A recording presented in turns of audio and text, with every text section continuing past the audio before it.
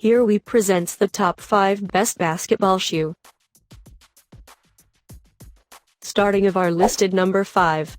Nike Lebron Xvii Men's BQ 3177-004.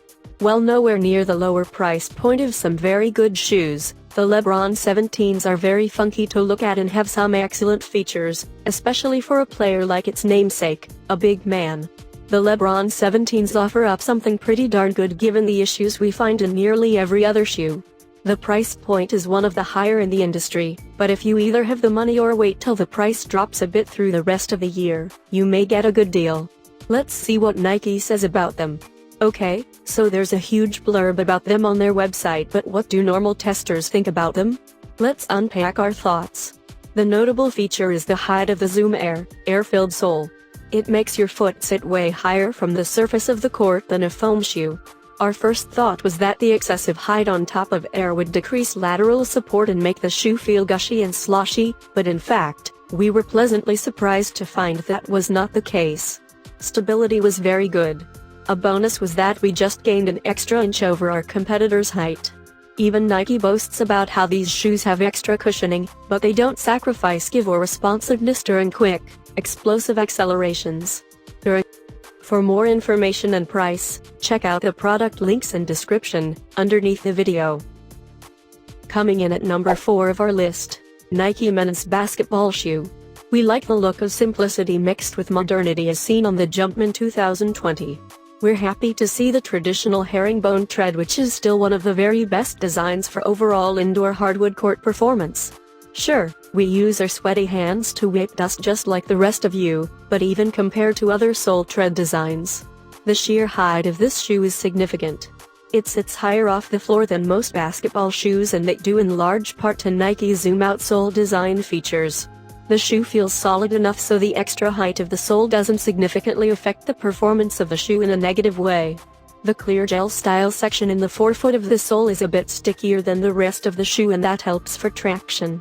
It seems there's a negative for every positive, because for the extra traction this gel features offers, it also attracts more dust and needs to be cleaned more often. Halfway of our listed number 3. Adidas Men's Dame 5. The Dame 5 is of course named for its player, who, in this case, is Damian Lillard. They're officially a low-cut shoe, but I'd call them mid-cut at least. The sole is a bit harder than many other models, and that means they'll fare better on an outdoor court than most. Of course, that comes at a price. The harder sole makes it less sticky on an indoor court, and combined with the fact that the herringbone pattern is flat along the surface, this makes the shoe slight on a hard stop.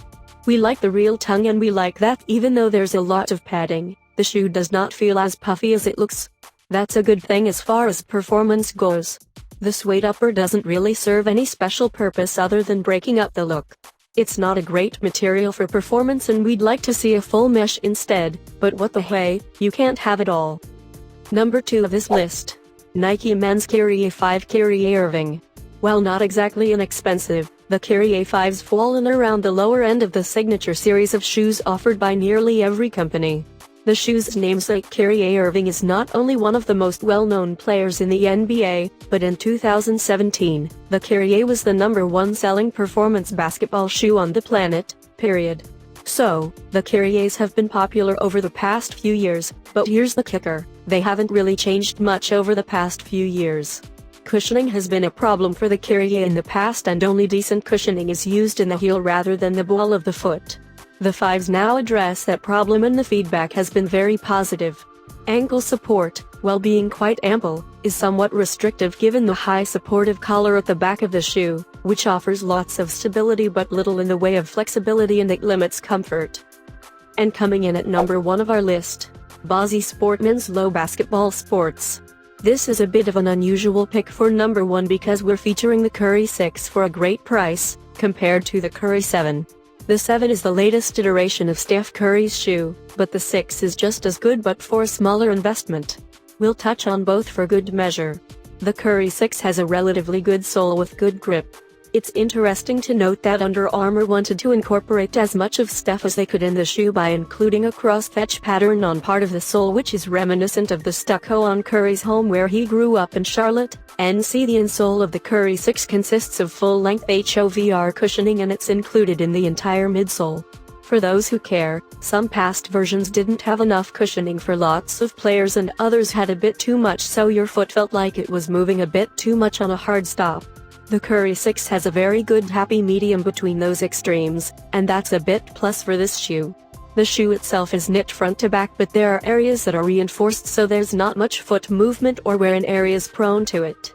The knit material mimics leather in its ability to mold well to your foot and retain memory after repeated use, so that feature gets high marks from us. For more information and price, check out the product links and description underneath the video. Thank you for watching. Please subscribe our channel, share this video and hit the like button.